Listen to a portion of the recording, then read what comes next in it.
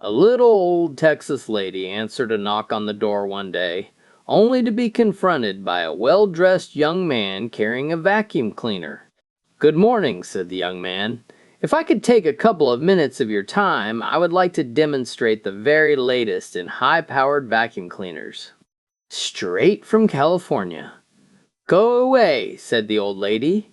"I haven't got any money to spend on things like that." And she proceeded to close the door.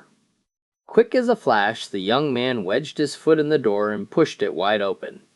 "Don't be too hasty," he said. "At least wait until you've seen my demonstration." And with that, he emptied a bucket of horse manure onto her hallway carpet. "If this vacuum cleaner doesn't remove all traces of this horse manure from your carpet, madam, I will personally eat the remainder. Cross my heart."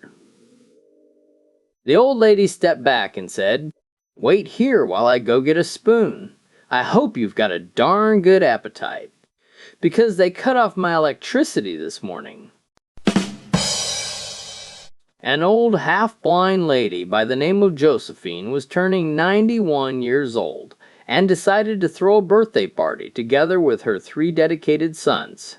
After her husband died, her sons were all she had. Ever since they were small, all 3 of the sons were real mama's boys, and they would always try to outdo each other when it came to giving birthday presents to their mother.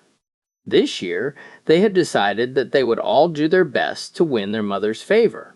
The first son bought a grand mansion for her, thinking that this was the best possible gift for an old lady. The second son bought a luxurious white Mercedes with an accompanying personal driver for her, thinking that this would definitely make him his mother's favorite.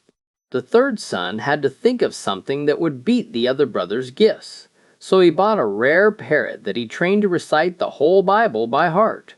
You could ask him for any verse from the Holy Book, and he would recite it word for word.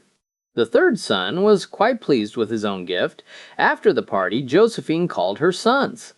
To the first one she said, "My dear son, the mansion is lovely, but it's just way too big for me. I just need one room, and there's way too much space here for me to clean. I don't need the house, but thank you all the same." Then she called the second son, "My dear son, the car is quite nice, but I can't drive by myself due to my bad eyesight, and I don't like the personal driver, so please be a dear and return the car." Finally, she called the third son, "My dear son, I would like to thank you for your most considerate gift." The chicken was delicious.